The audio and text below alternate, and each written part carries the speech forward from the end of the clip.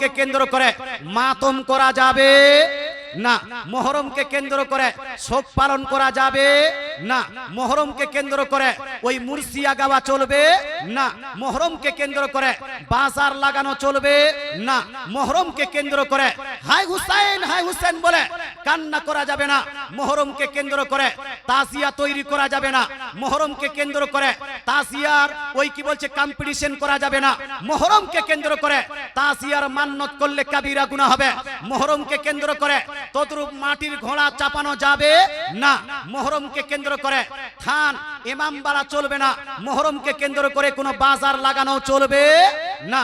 পাড়ার ওই আপনার কারবালায় শহীদ হয়েছেন, শোহদায়ে কেরাম শহীদ হয়েছেন আজ থেকে প্রায় 1500 বছর পূর্বে। হুসেন রাদিয়াল্লাহু তাআলা আনহু এবং তার খানদান অর্থাৎ রাসূলুল্লাহর আহলে বাইত হতে শহীদ হয়েছেন। শহীদ হওয়ার পরে 3 দিন শোক পালন করা জায়েজ ছিল, যা তখনকার মানুষ করেছেন। আজকে মহরমকে কেন্দ্র করে শোক পালন করা যাবে না, আজকে মহরমকে কেন্দ্র করে কালো পোশাক পরা যাবে না, আজকে মহরমকে কেন্দ্র করে লাল পোশাক পরিধান করতে পারবে না, আজকে মহরমকে কেন্দ্র করে আপনি সবুজ পোশাক পরিধান করতে পারবে না।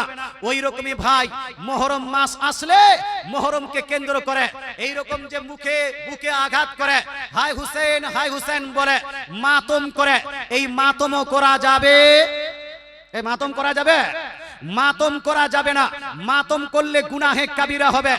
মুসলমান শরীরে যদি কেউ আঘাত করে এটা গুনাহে কাবিরা হবে, পিঠে যদি কেউ ছুরি মারে অথবা প্লেট মারে এটা গুনাহে কাবিরা হবে। তদ্রূপ আমাদের দেশে ইমাম হুসাইনকে কেন্দ্র করে শোক পালনের উদ্দেশ্যে 3 দিনের জন্য যে দৌড়াহা ছাড়া হয়, যে দৌড়াহার মান্নত করা হয়, যে দৌড়াহার জন্য বাচ্চা ছেলে আপনার বয়স্কদের ছেড়ে দেওয়া হয় দৌড়াতে দৌড়াতে, এটাও জায়েজ নয়, এটাও হলো টোটালি শরীয়তে হারাম হারাম হারাম। চলবে, জোরে বলেন না চলবে। দৌড়াহা যদি চলতো জায়েজ হতো, নেকির কাজ হতো, তো সর্বপ্রথম কদমতলিতে এই মুফতি সাহেব বসে আছে ইনি করতেন। আপনি দৌড়া করেছেন হুজুর? না করেননি তো। নেকির কাজে মৌলবীরা পিছিয়ে থাকবে কেন? সম্মানিত মুসলিম সমাজ, মহরমকে কেন্দ্র করে তদ্রূপ না তো ঢোল বাজানো যাবে, না লাঠি খেলা যাবে, না আপনার কি বলছে মুরসিয়া ঝাড়নি করা যাবে। এই সব কাজ বাদ দিতে হবে। এগুলা হলো শিয়াদের কাজ, সুন্নিদের কাজ। এই সুন্নিদের কাজ এগুলা না। কিন্তু আপনার এলাকায় পরানপুর ওই আপনার ওইদিকে রতুয়া তারপরে মিল্কি এইগুলো জায়গাতে করে কি করে না? এই করে কি করে না?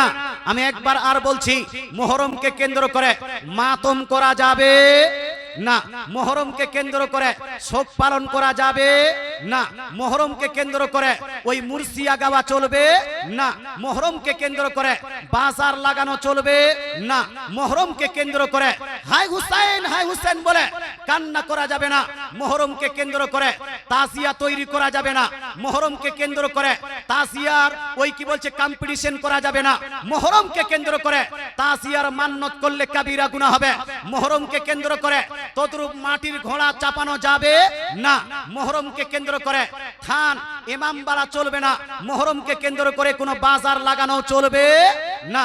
এটা বাদ দিবেন, কারণ এটা শোক পালনের একটা নিদর্শন।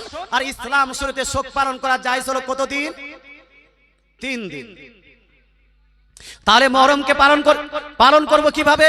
এই প্রসঙ্গে শরীয়ত বলছে মুসলমান মুহররম পালন করতে হয় রোজার মাধ্যমে, মুহররম পালন করতে হয় নামাজের মাধ্যমে, মুহররম পালন করতে হয় আপনার কোরআন তেলাওয়াতের মাধ্যমে, মুহররম পালন করতে হয় ইসালে সওয়াব এবং ফাতিহার মাধ্যমে, মুহররম পালন করতে হয় জালসার মাধ্যমে, মুহররম পালন করতে হবে আপনার জীবনীর মাধ্যমে, মুহররম পালন করতে হবে কোন একটা নেক কাজের মাধ্যমে, কোন নাজায়েজ হারাম কাজের মাধ্যমে পালন করা যাবে? যাবে না। আল্লাহ তাআলা বুঝার তৌফিক দান করুক।